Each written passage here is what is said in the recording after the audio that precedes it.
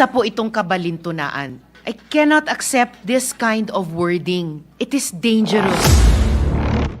I strenuously vote no to the motion. The wording of the approved motion introduces unnecessary ambiguity to the already politically charged proceedings. Ang return po ay pagsauli o pagbalik. Sa usapin ng judiciary, nire-remand ang kaso pabalik sa lower court for further proceedings. Kaya po, I cannot accept this kind of wording. It is dangerous and disingenuous, particularly when the rules of court have suppletory application. The same purpose could have been achieved by merely asking the House prosecutors to file a compliance and clarify certain issues.